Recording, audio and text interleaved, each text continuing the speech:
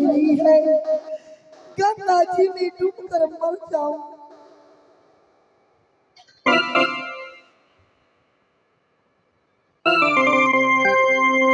अब घर से बहारा, घर से बहारा,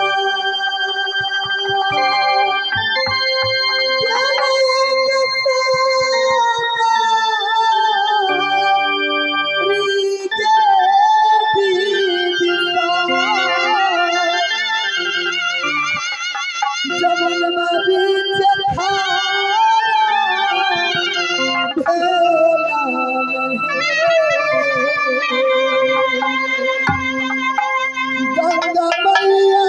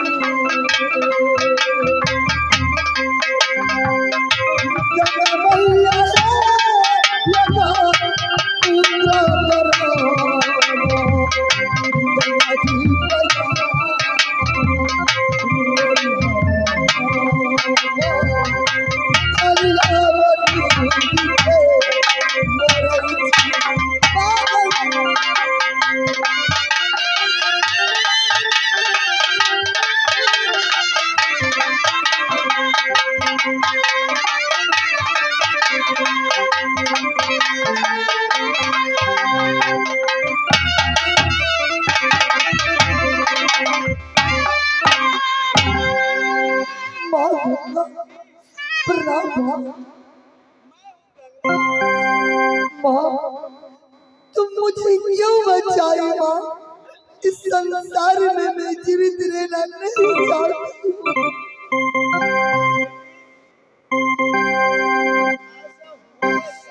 माँ गंगा जैसा भाग्य कोठिया मोया के पुत्र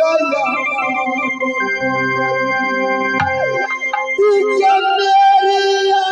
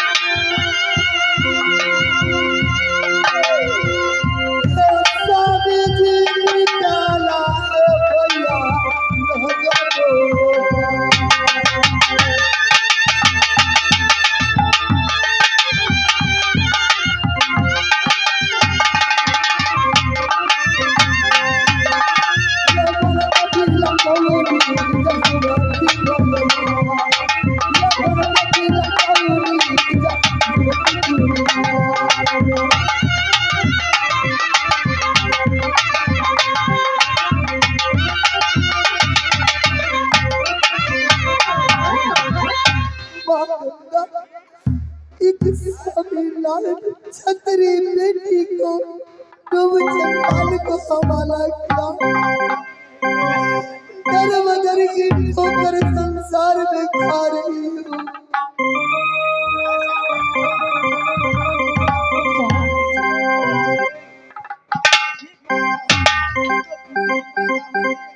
क्या माँ मेरी कौन सी पुत्र पैदा हुआ कहाँ है माता दिखाओ माँ।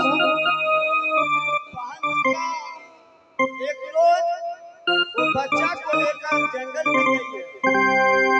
मैं उस जगह थी, इसलिए तुम धैर्य रखो और यहाँ से तुम चली जाओ।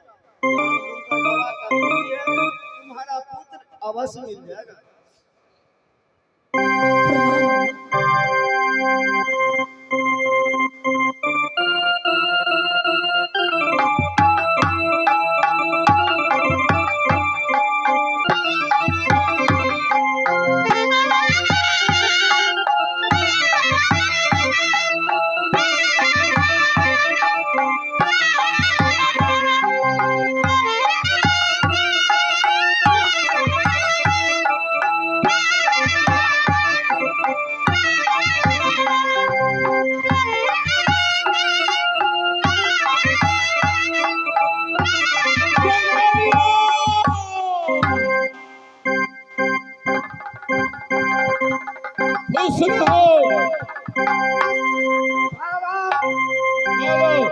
आपको साथ में इनसे कहता हूँ, लेकिन मुझे ये मालूम नहीं है मेरे घर है कि नहीं और मेरे माँ बाप है कि नहीं।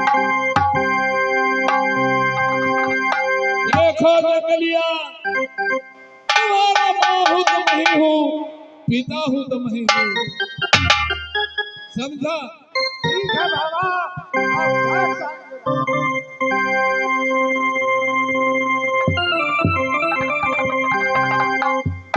हाँ दोस्तों, मैं एक समय बात करना चाहता हूँ, क्योंकि आप लोग का मालूम नहीं है मेरे घर लक्ष्मी बनता है।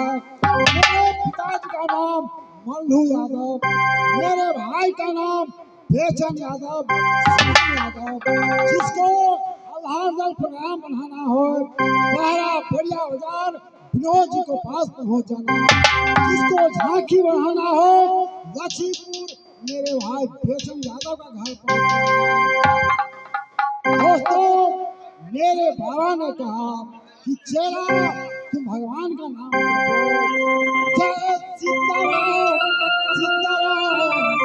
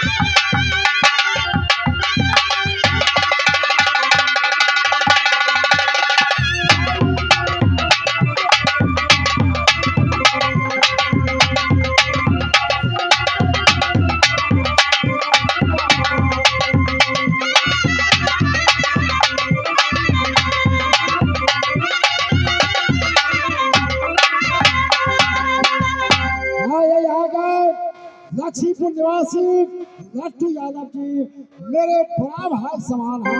वो मेरे लोन कर खुश होकर 50 रुपया से कदर किया है माँ दुर्गा, हे बाबा बजरंग बोली मैया, हे सुनो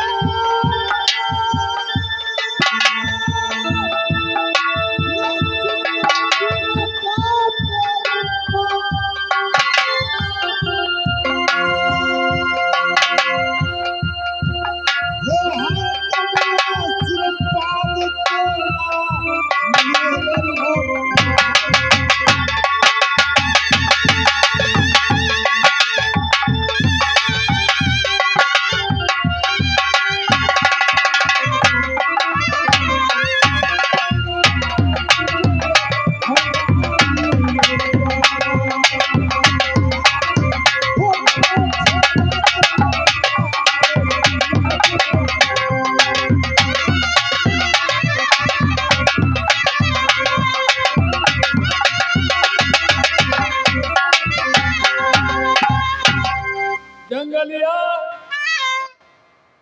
तुमने तो सबके प्रचार कर दिया है मगर मल्लू यादव के छोड़ दिया है। मल्लू यादव भी सिर्फ चर्चा करता है, उसको प्रचार कर देना चाहिए। आराम से बैठो, अब भगवान की भजन करो। हेलो,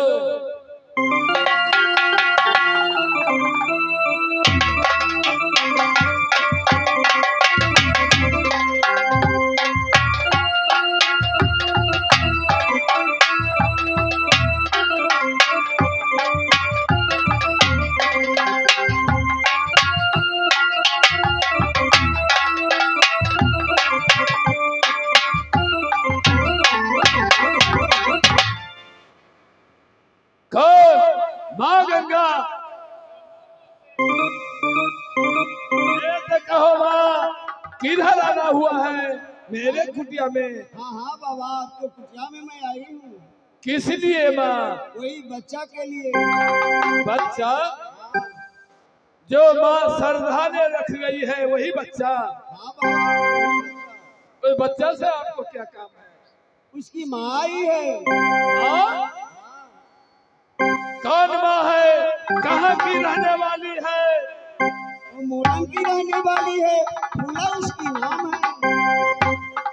मैं तो नहीं जानता हूँ और नहीं माँ श्रद्धा ने बोली है ये मोरंग वाली की बच्चा है। वो तो नहीं कही होगी। मगर एक शर्त है, मैं जचना जाचूंगा, आप थोड़ा साइड हो जाइए। जंगलिया देखो, तुमने हर रोज पूछा करते थे ये मेरा माँ कौन है, मेरा पिता कौन है। आज मैं देख रहा हूँ तुम्हें जन्मदाता भगवान मिलने वाला है। क्या कहा बाबा, आज मुझे जन्मदाता भगवान मिलने वाला है। हाँ, तो खुशी का बात है बाबा। इधर आओ, मैं जो ही कहता हूँ वही करना। मेरे निकट आओ, यहाँ खड़े हो जाओ और आंख बंद कर लो, मैं तुम्हें जन्मदाता भगवान से मिलाऊंगा।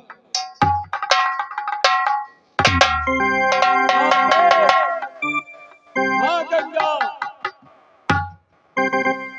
यदि इसको माँ की बेटा से मिलना है तो उसको कहिए साधता से अपना सीना को बांध लेगा कपड़ा से, सासू माँ की स्मरण करेगा और माँ दुर्गा की सुमरन करेगा, श्री भगवान की सुमरन करेगा, बजरंगबली हनुमान की सुमरन करेगा, जब उसको सीने से दूध निकल करके जंगलिया के मुख में पड़ जाएगा तो मैं सही समझूंगा फूला पी लेगा।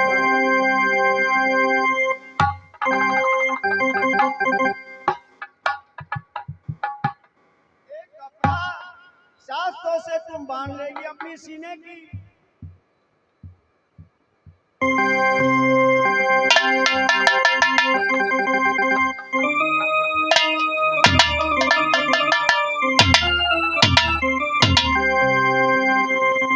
माँ दुर्गा साथ रहना माँ। जब मैया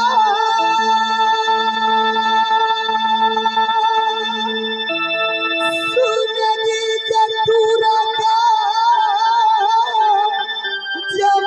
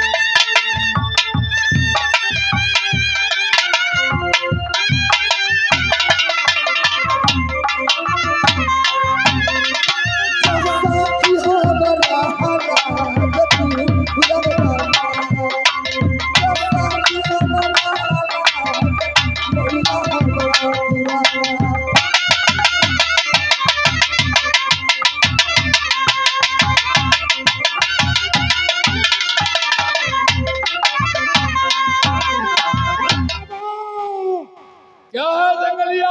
मेरे मुख में कांचा दूध कहाँ से पड़ गया बाबा?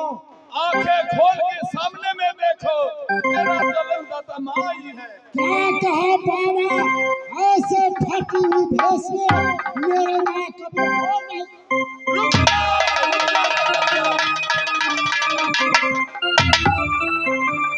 देखो, तुम्हारे कारण फटी बस्तर पड़ी हुई है।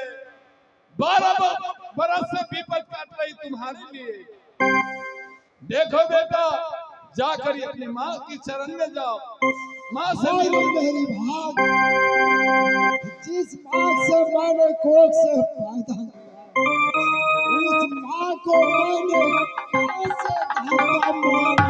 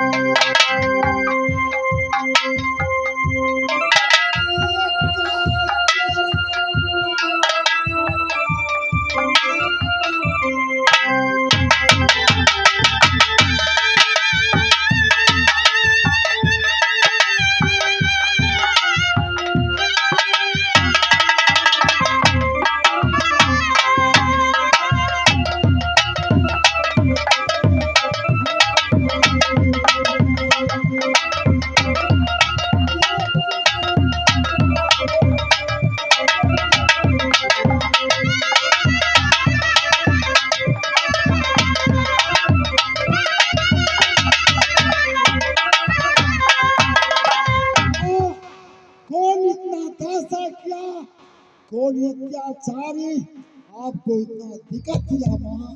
बेटा मुझे देखो जंगलिया, तुम इतना बात के ध्यान नहीं दो। न जो होनी था से हो गया है, इतना विचार नहीं करना चाहिए। देखो बेटी भीना, कुछ कहना है तो कहो। बाबा आप ये कहिए इस बालक को नाम क्या रखिए? मैंने दुलार से इसको जंगलिया बोला था, और तुमको तो स्मरण होगा जिसका नाम क्या है। बाबा तुमको स्मरण नहीं है नहीं बाबा। तो सुन लो। रे पगली, तुम तो गई थी निरासन, इंद्र बाबा से जीत कर रही है, इसीलिए इसको नाम है इंद्रजीत। मैं दुलार से जंगलिया कहता हूँ। ठीक है बाबा। जंगलिया बाबा ये ले लो, मेरे तरफ से सूखा सहला। लकड़ी लेकर मैं क्या करूंगा? देखो वो लकड़ी उठाओ, लकड़ी नहीं है, ये सबल साल की सोटा है। जब तक ये डंडा तेरा हाथ में रहेगा, अब मुझे बाबा का नाम तेरा मुख में रहेगा। ठीक है बाबा। कोई दुश्मन तुमसे नहीं जीत पाएगा। बाबा ये माही आप कीजिए, मैं रहूंगा और मेरी माँ रहेगी बाबा। ठीक है जंगलिया, ये बार ही तुम लेने चाहते हो तो ले लो, मैं भीतरी जंगल में चला जाऊंगा। धन है मेरी बाबा, धन है मेरी बाबा। कल्याण हो, सुहागवती भव। बेटा बोलेगी माँ। हीरे चलो मर बेटा न रे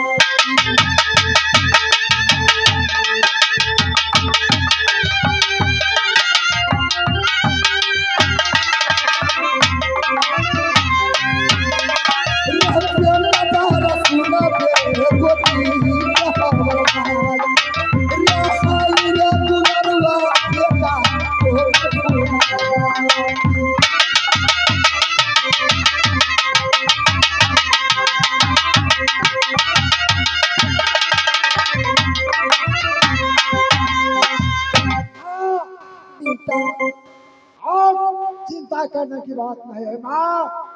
आप मढ़ी में बैठ जाएंगे, मैं जंगल जाऊंगा, फल फूलाऊंगा माँ। खेलवा ठक्के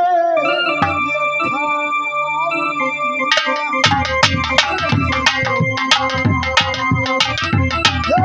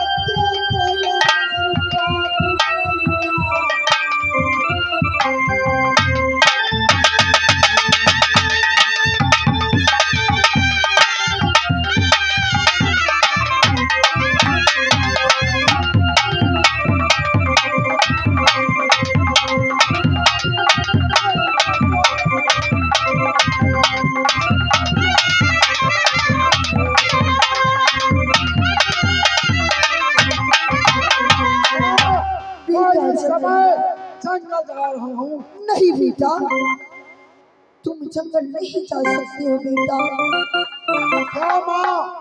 तुम 12 वर्ष का बेटा जन्म हो, जंगल जाओगे कुछ हो जाएगा जंगल के पास, मैं कैसी रहूंगी बेटा। नहीं माँ, मुझे कुछ नहीं होगा, मुझे कुछ नहीं होगा। बेटा जन्मलिया,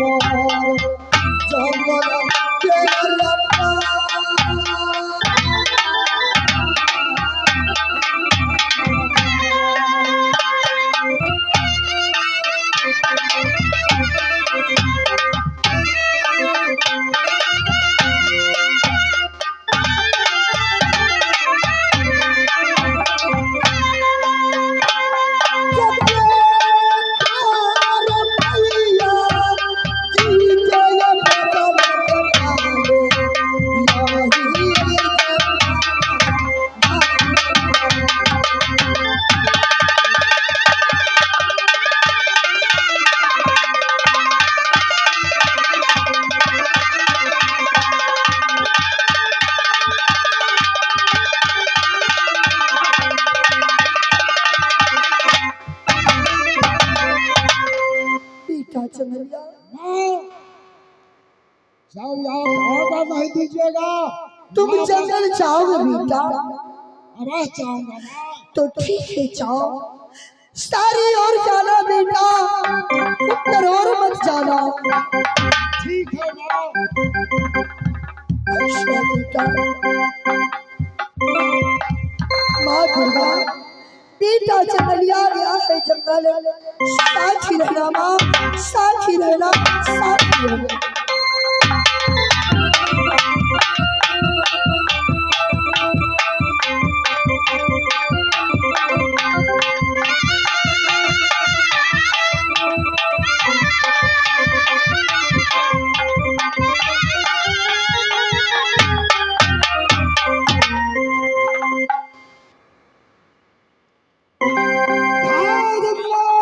उदयचंद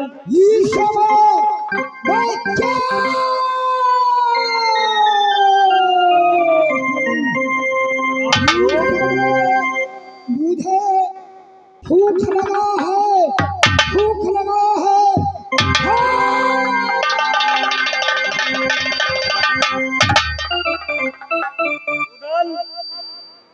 भूख लगी है, मोरंग वाले की चलाल हाथे हवाला कर दी।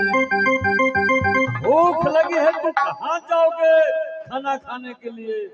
कोई सा लॉज में चलो, कोई सा होटल में चलो, जाओगे कहाँ? क्या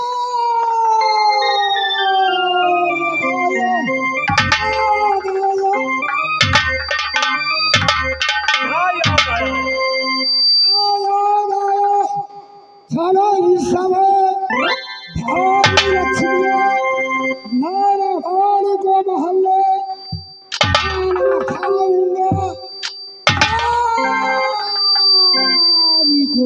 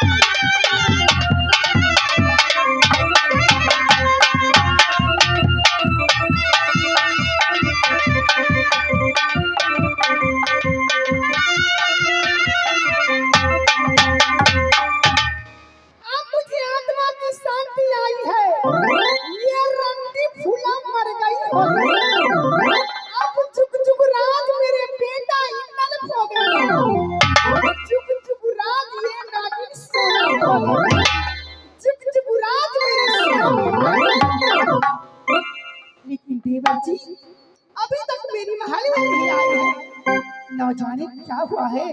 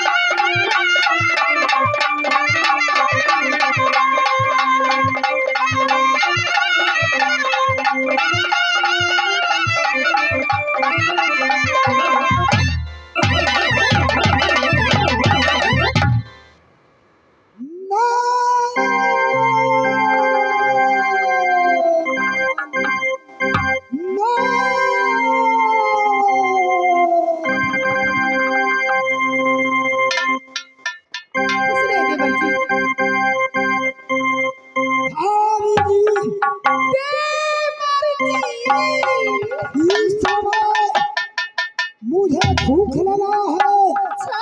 और तूने खाना में क्या क्या बनाई है? देवर जी भाभी जी पहले बताइए, फूला के विषय में कहिए। और अपनी फूला कहाँ है? मर गई ना? वह रंडी को तूने नाम दे दी है तो बेरी बदल दे।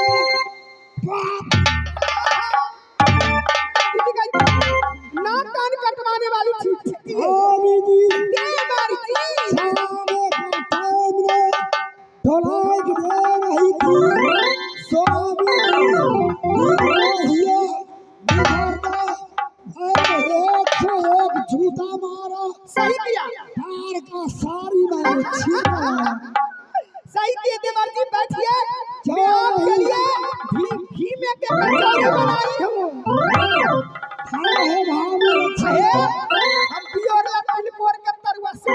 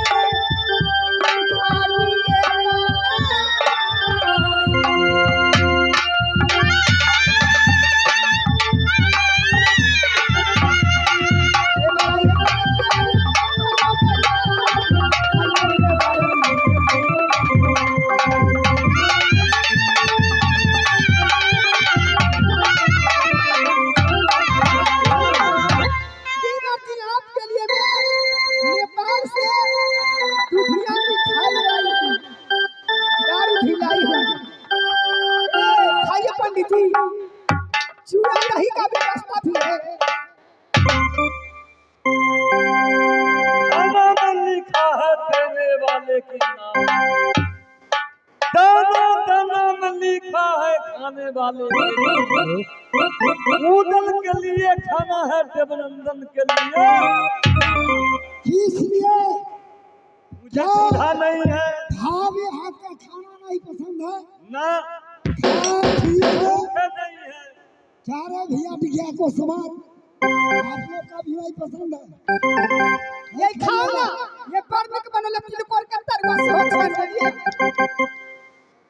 गम्मा के दीदी के दीदी। अरे किसको सुनाऊं जीवन दुखड़ा, अरे किसको सुनाऊं जीवन दुखड़ा, अरे जीवन हुआ खराब,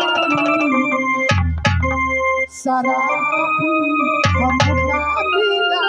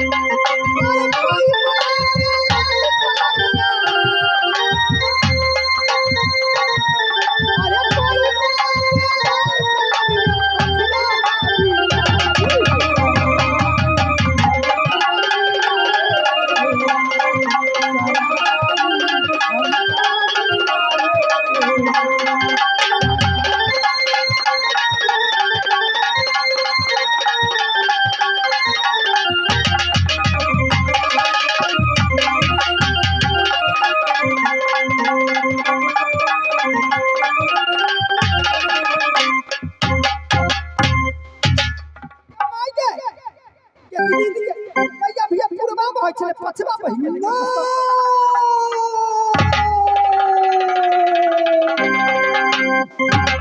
तूने यह खाना बना रही है ना, मजाक क्या है देवर जी। मैं टिकिया बस्ती में दही को भंडार से देसी घी लाया।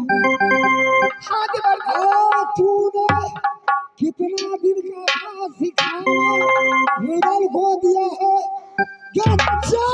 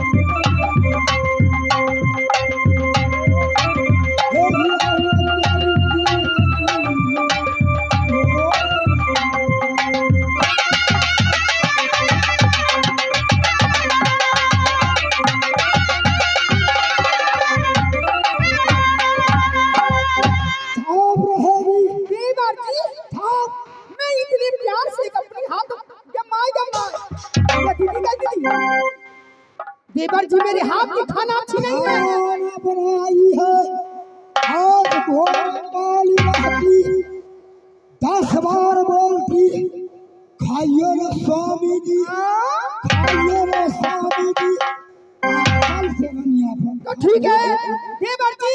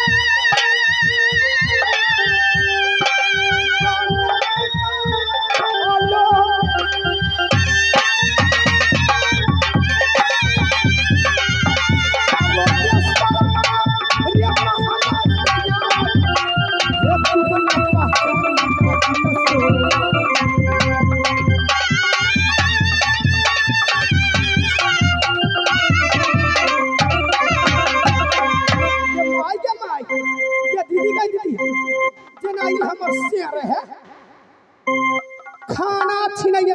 अगर खाना अच्छी नहीं है तो जाओ मोरन वाली को ढूंढ के ले आओ, ईट खा पर पैदा करने वाली को ढूंढ के ले आओ, गाँव में घूमने वाली को ढूंढ के ले आओ।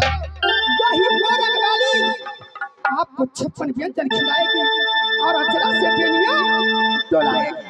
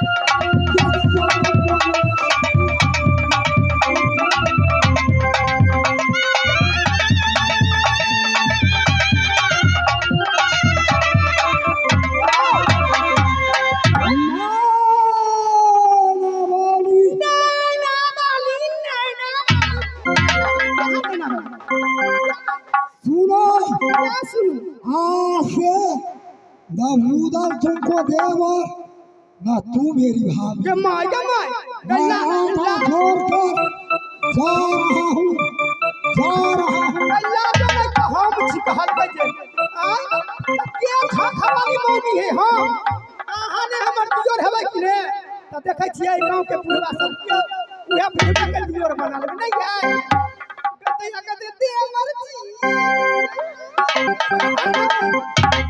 ठीक है तुम बिखिया वालों को भी लेकर रहेगा तो चिंता की बात नहीं है। क्या खा खवाली मौनी है ये मैं नोता तोड़ कर जा रहा हूँ भैया देवा। ये कौन हमर से है हमर घर वाला से ठखू गए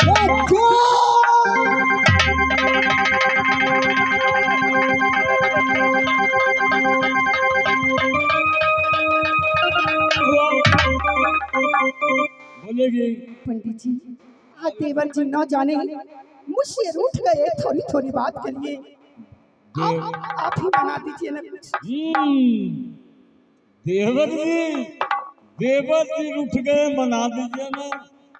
भाई जी कभी कभी तो भी स्लिप कर जाती है। कैसे कैसे रेलवे गाड़ी का इंजन जब उलट जाती है, धुआं वाला ट्रेन जाते हैं।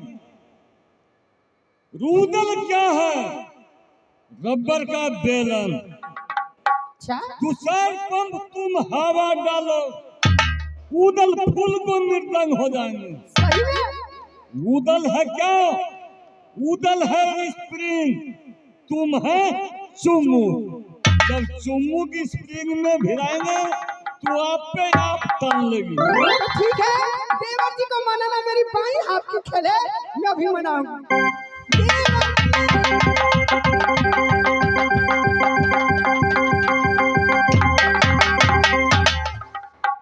कौन तुम्हारा देवर है? देवर तुमको दिखिया वाले होगा। देवर जी बैठा हे चोरला ये प्रीतिया कैसा फूल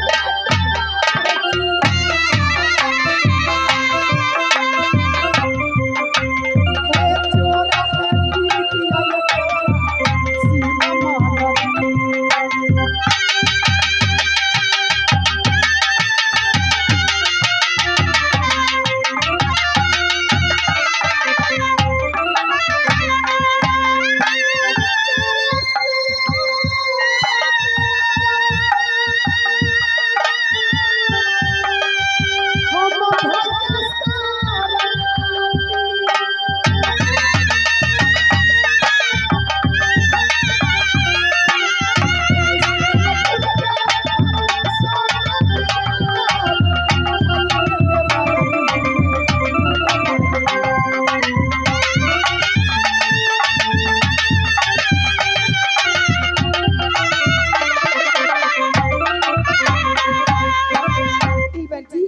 आपसे मैं कुछ देर के लिए हंसी मजाक की हूँ।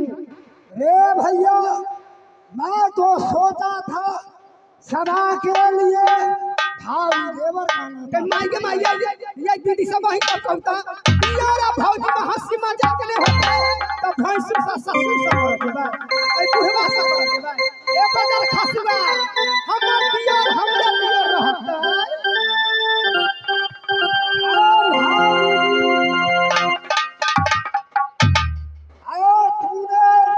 मैं तो सोचा था आज से भाभी देवर का नाता टूट गया। कारण जब मैं नाग महबा से चढ़ कर गए, नाग नाना से चढ़ कर आई शिव मंदिर में। क्यों नहीं भाभी जी देवर जी फूल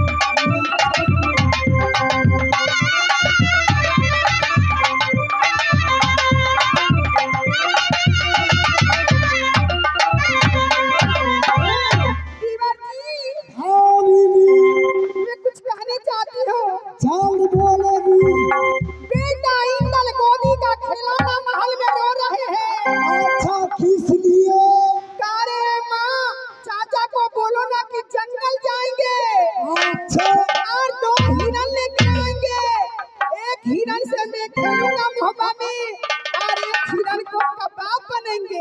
ध्यान है भाभी जी, तू बंदूक लाएगी अपनी महल से।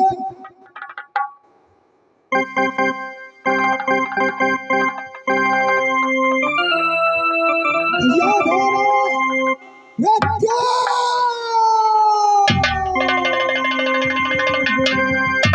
क्यों नहीं महाराज? चलो इस समय जंगल में मैं चलो मैं तैयार हूँ। भाभी जी का आदेश हुआ, देवर जी झूठो हर मिलाना नार महपाने कबाब उड़ेगा। क्यों नहीं महाराज? चलो ये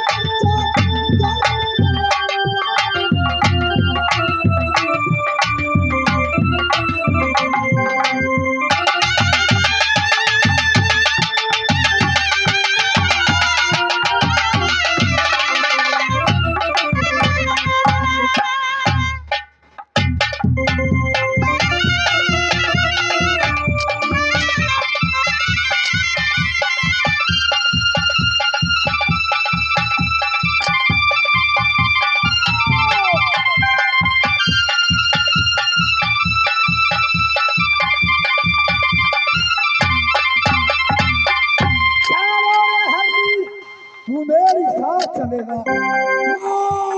बोलो तुम है कौन?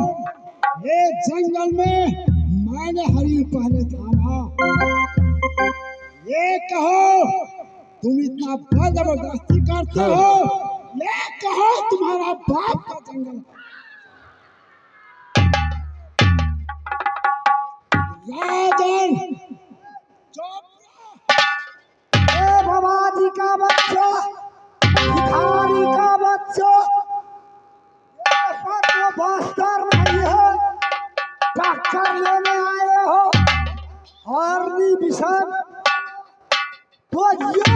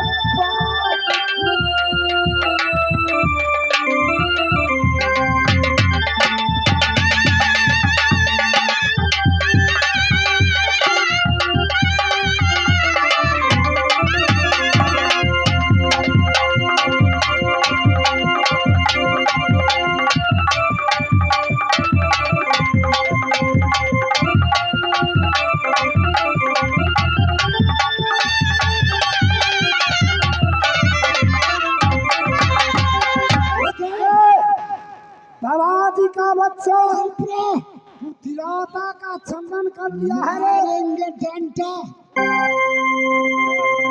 एक तो देश और मास्टर नहीं है, धुआं यारो कैसे कर, धुआं बोले का नहीं भाले से हो, धुआं। मुझे दिल में दया आता है, इसलिए मैं छोड़ रहा हूँ। और खलीकाल का योगी का जानते हो, मालूम है गिंजा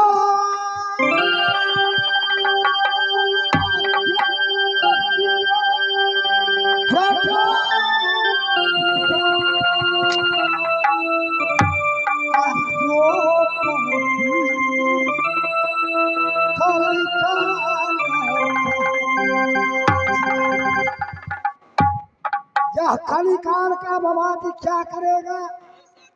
लंबा खंडन करेगा, जटा बढ़ा लेगा, बगल में रखेगा छूरा, दारू पिएगा, जनता का धूल देगा। अरे बालक, प्राण प्यारा है, ऐसे गोस्वामी जी तुलसीदास रामायण में लिखते हैं कि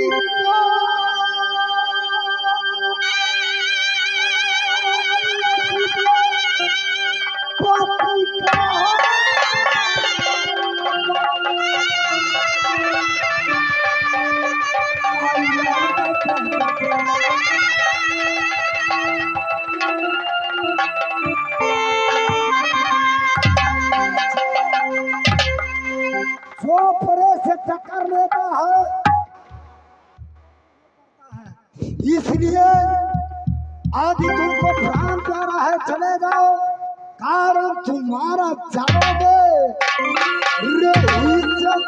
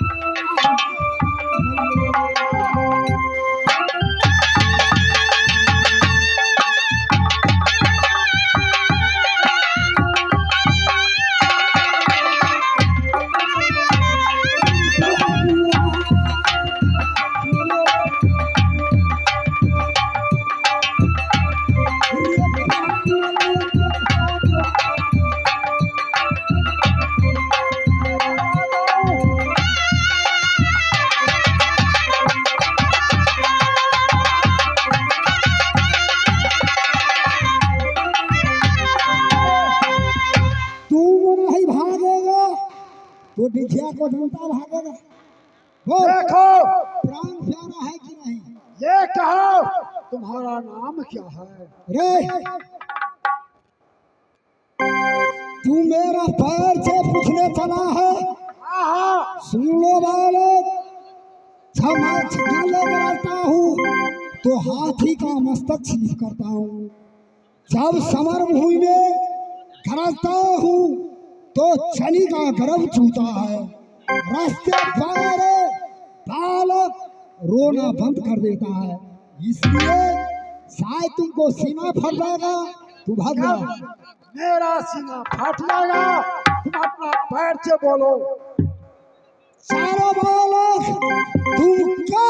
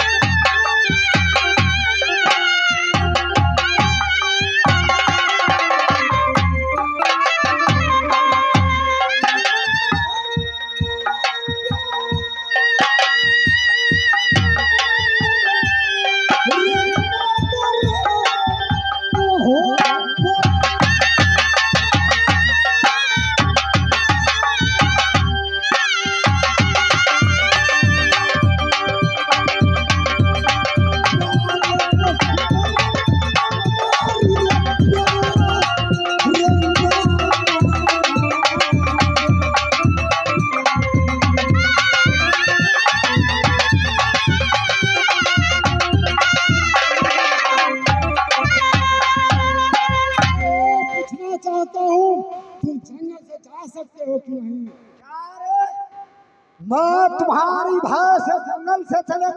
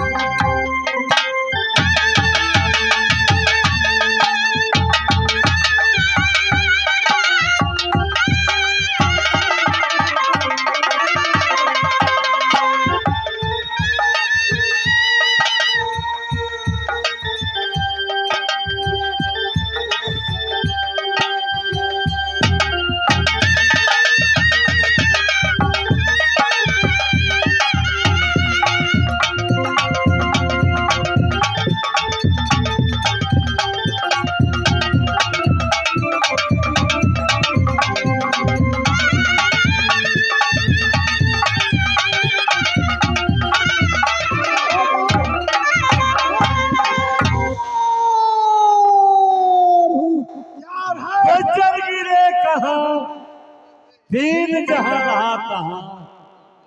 1 2 3 पहले राइफल का निशान किसको है?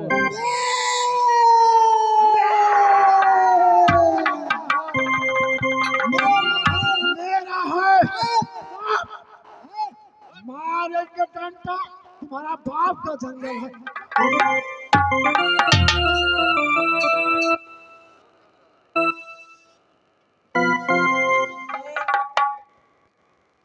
तुम लोग दोनों आपस में मत तकरार करो। जब नेता केंद्रीय सदस्य में जाते हैं तो जनता से चुनाव से जाता है। तुम जनता के बीच 2 बक्सा रख दो और अपनी अपनी जनता मत गिराएंगे। किस में एक मत आगे बढ़ाएंगे, एक मत से जीत हार है। तुम जनता में चकार लगाओ तो किसके तरफ जनता बोलता है अरे भैया वो हरिन लेके अपना चले जाएंगे। सही बात, ये भी शर्त मंजूर है। कारण रे भिगिया का जनता उधर को जेब में भरा हुआ है। तुम्हारा जेब में से मैं निकालूंगा। हाँ से तुम निकालोगे, वो समय बताएगा। माफी पर चलेता हूँ। रे भैया टिकिया वाले, झूठ मत बोलना है। टिकिया का माँ बहन इस लेकर मैं इस मंच पर 3 बार आ चुके हैं। झूठ मत बोलना। यहाँ श्री श्री 108 महावीर जी का झंडा है। हम जयकार लगाएंगे, आप लोग भी जय बोलना। यह बोलेगा तो मत बोलना। बोलिए बाबा बजरंग बली।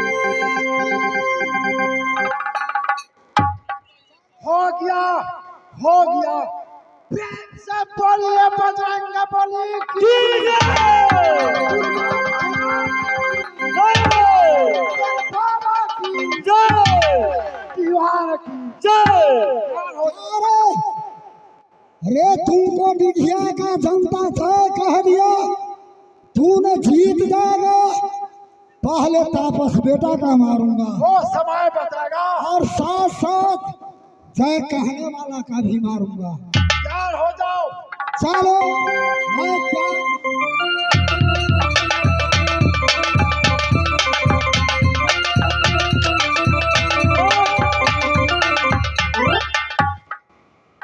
सुनो, तुम दोनों तेगा नीचे रख दो।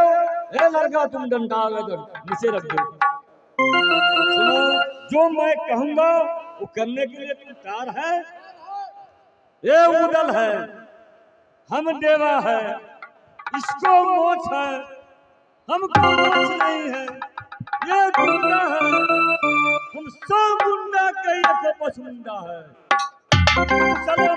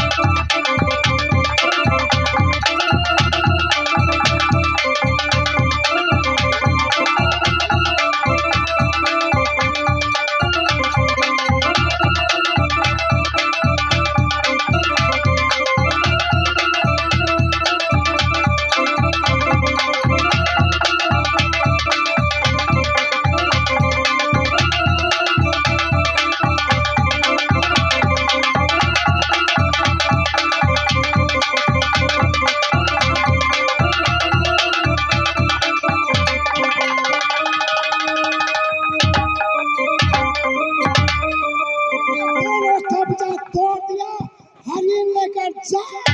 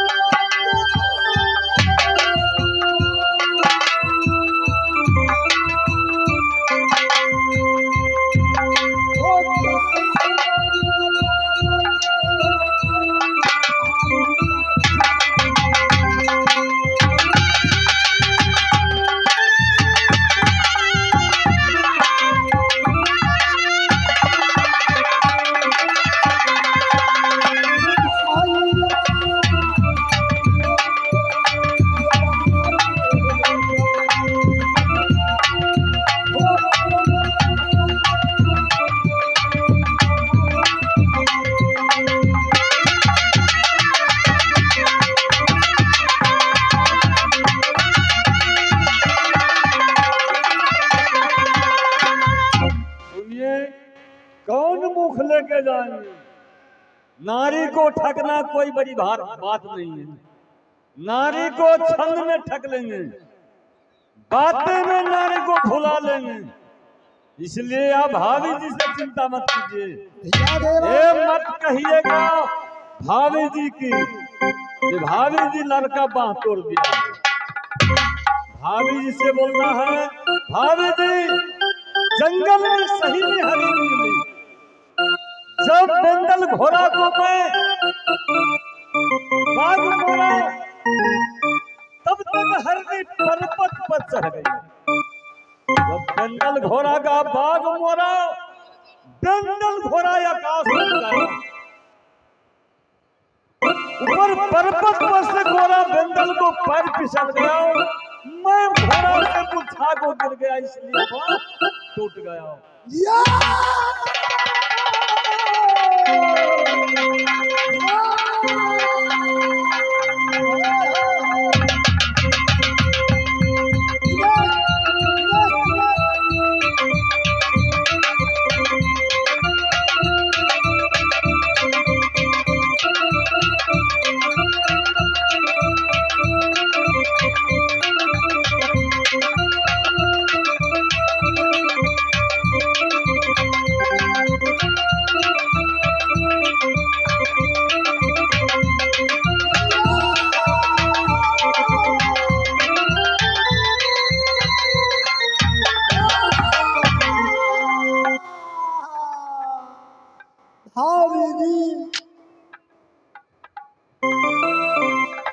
देवर जी भाभी जी, हिरन लेके चले आए।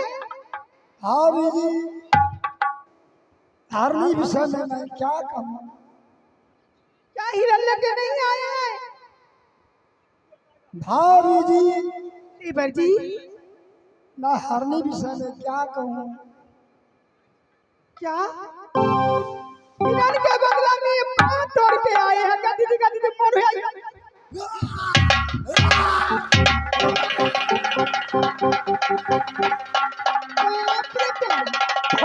यहाँ की धरसिया चले देखिया,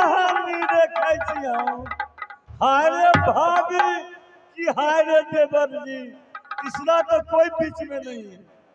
उस दिन मेरी महल में आया था तो भाभी जी खाना अच्छी नहीं है, खाना बेकार है। अब ये क्या भाभी जी, देवर जी सामने नाम का सहारा किया, धन भावरी से बन फांसी जा रहा था। हरण करा जो भाभी जंगलों में, ये जंगला, ये जंगला,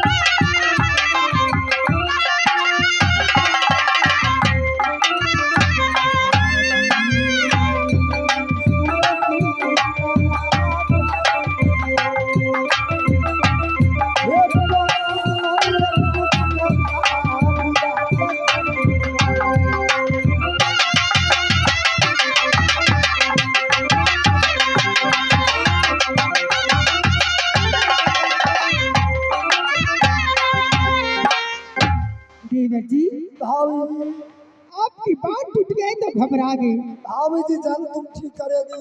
ठीक कर देती हूँ देवर जी। आप जानते हैं ना 29 जादू हर किला में 30 जादू मोहपाराज विद्या हर शक्ति, लेकिन आपकी भाभी सोना तेरह निधान है। मैं अभी ठीक कर देती हूँ।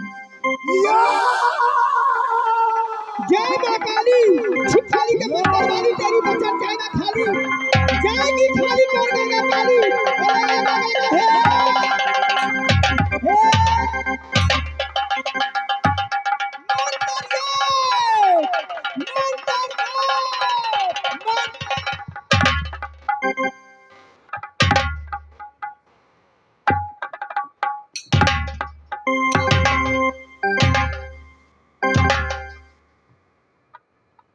धन है भावी रखलिया, चाहे तू भूलेगी लेकिन मान है भूलूंगा। रे भैया पिठिया वाले भावी हो तो ऐसा झूठो के दीदी का दीदी है कि माने एक दिना ये हम पर सुखल जाय छी, एगो परसों के सिस्टम आंगल भावी जी आज से तू जो भी कहेगी वो भी मानने के लिए उधर तैयार है। तू बात देवता है उनका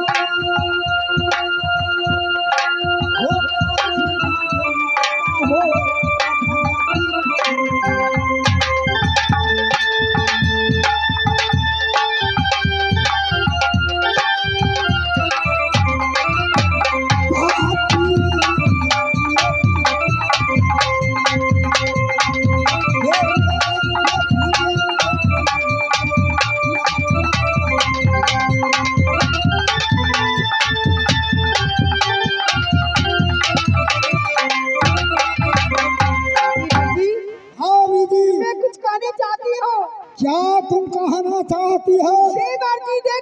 बोलेगी भाभी जी। इतने यात्री अपने अपने पुत्र को गोद में थाम कर कहाँ जा रहे हैं?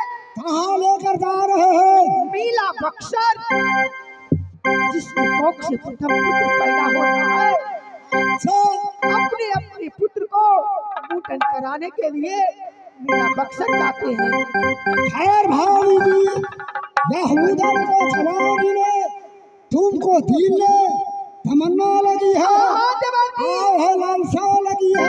जब मेरे कोख में बेटा निकल कर रहे थे, अच्छा। माता की थी जब मेरे पुत्र जन्म लेंगे राजमहल में, तो सबसे पहले मुंडन मीला बक्सर में मैं बेटा को कराऊंगी। सबसे पहले जल शिव बाबा पर सोना चढ़ाएगी। भाभी जी, हे मुंडना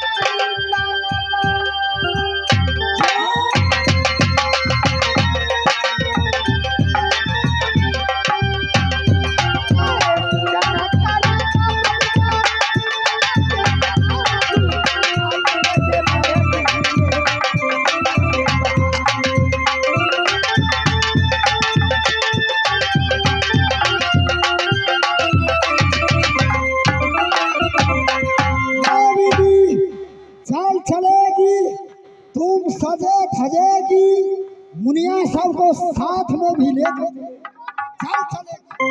तीर छोड़ के बोले अधिकारी, लाठी लगे दौड़े आगामी।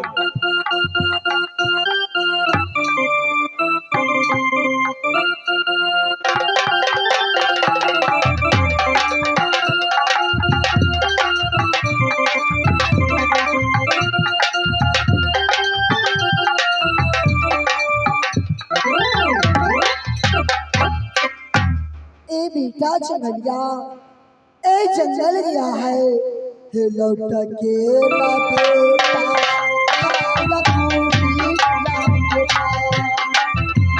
लौट के ना बेटा जंगलिया आएगा तू भी राम के बेटा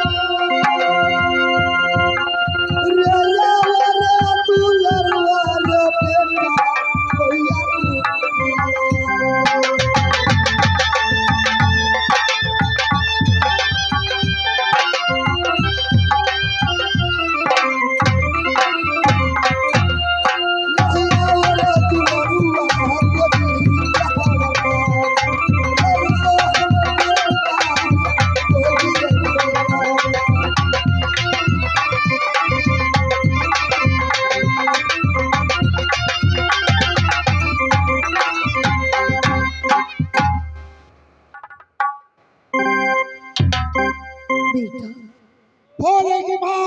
बेटा जंगलिया कुशल सुनाओ जंगल की बेटा। बहुत अच्छा किसान है माँ। माँ मेरे कुशल बहुत अच्छा है। मैं जंगल में क्या आज इस समय मैं जंगल में पहुंचा। सुन रही है माँ? सुन रही बेटा। पश्चिम राय ने हरिण को मैंने पीछा किया। फिर क्या हुआ? जब हरिण को पश्चिम राय से मैंने पीछा किया, हरिण कहाँ भागा? पूर्व ओर में भागा। फिर मैंने पूर्व ओर में हरिण को पीछा किया। हरिण बन बाबरी जंगल में भागा।